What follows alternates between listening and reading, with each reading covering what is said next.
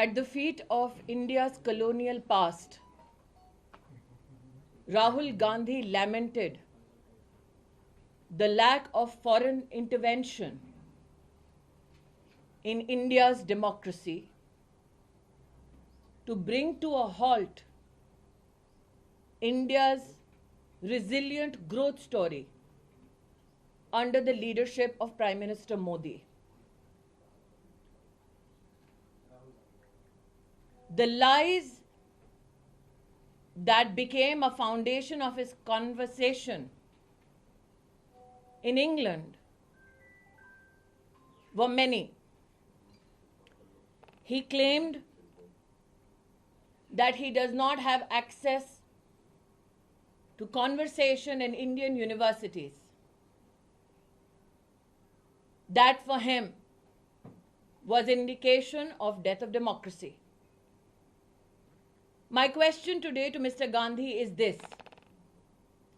In 2016, Rahul Gandhi went to an Indian university in the national capital and supported the slogan of Bharat Tere Tukde Honge. Rahul Gandhi further states in his travels to the United Kingdom that democracy is being blown to smithereens. However, this very gentleman in Jammu during the Bharat Jodo Yatra said all is well in India, which was a lie, Mr. Gandhi. Your statement in India or your statement in England? That Rahul Gandhi attacked not only the magnificence of the Indian Parliament, but also the supremacy of institutions such as the Supreme Court of India, the Election Commission of India, is now known to every Indian citizen. I question Rahul Gandhi today that when he helps elect to Parliament a congressman who gives a clarion call to kill people, is that democracy?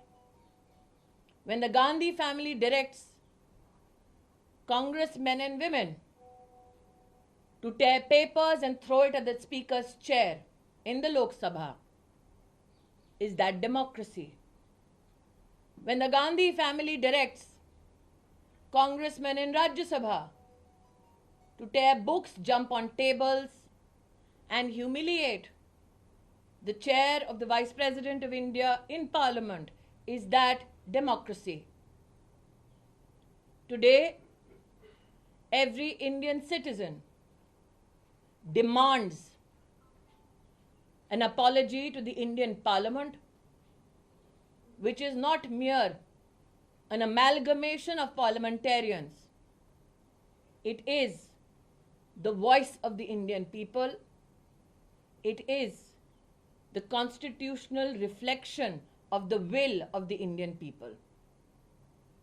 It is shameful that Rahul Gandhi, instead of coming to Parliament and apologizing for his undemocratic rant against India, today seeks to be absent from Parliament.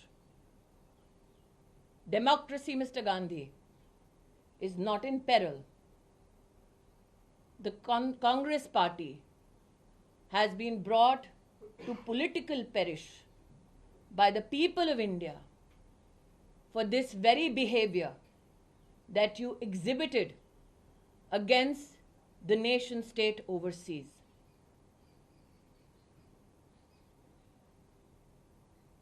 Rahul Gandhi ने एक ऐसे देश में जाकर विदेशी ताकतों का आह्वान किया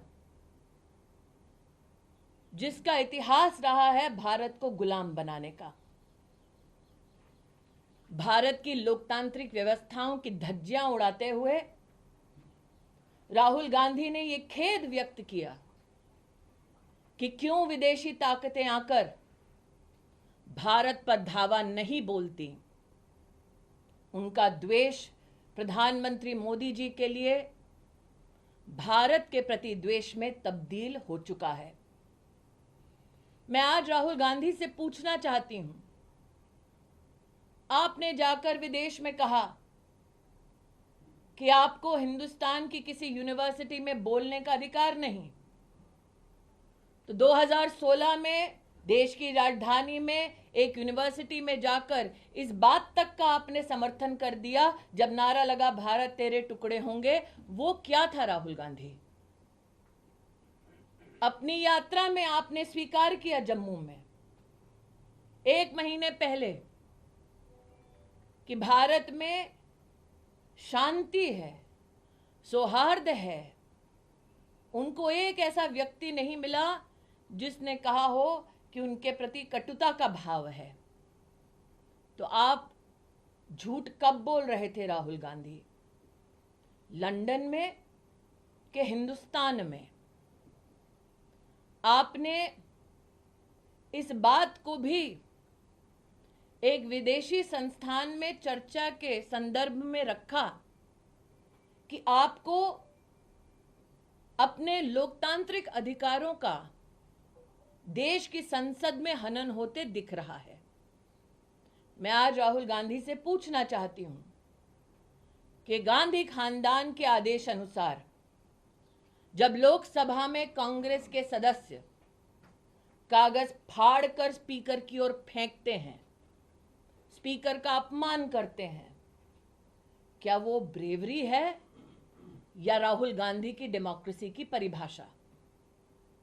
जब राज्यसभा में राष्ट्र के उपराष्ट्रपति के चेयर की ओर, जहां पर उनके प्रतिनिधि विराजमान हैं, कांग्रेस के नेता कागज फेंकते हैं, अपमान करते हैं, टेबल के ऊपर चढ़कर किताबें पटकते हैं, क्या वो डेमोक्रेसी है राहुल गांधी? मैं आज भारत के हर नागरिक की ओर से राहुल गांधी से कहना चाहती हूं कि संसद हमारे देश की मात्र सांसदों का जमघट नहीं है। हमारे देश की संवैधानिक परंपरा, राष्ट्र की लोकतांत्रिक ताकत और हर भारतीय का अधिकार क्षेत्र है। राहुल गांधी ने भारतीय के अधिकार क्षेत्र पर विदेशी ताकत धावा बोले, ये आमंत्रण दिया है।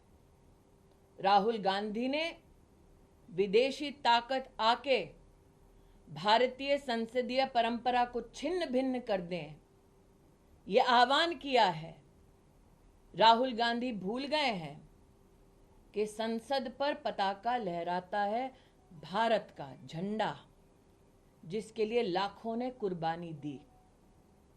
राहुल गांधी का संसदीय परंपरा का अपमान करना ऐसे राष्ट्रभक्तों का, उनके बलिदानों का और देश की लोकतांत्रिक व्यवस्था का और देश के हर नागरिक जो वोट करने जाता है उसका अपमान है।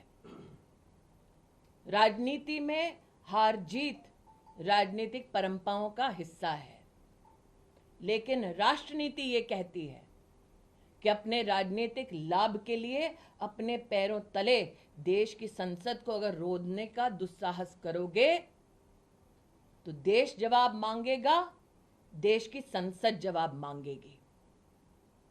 आज मैं राहुल गांधी से कहना चाहती हूं, संसद से भागने की बजाय आकर संसद में माफी मांगे, क्योंकि अपमान उन्होंने देश की संसद, देश की संविधान और देश के वोटर का किया है।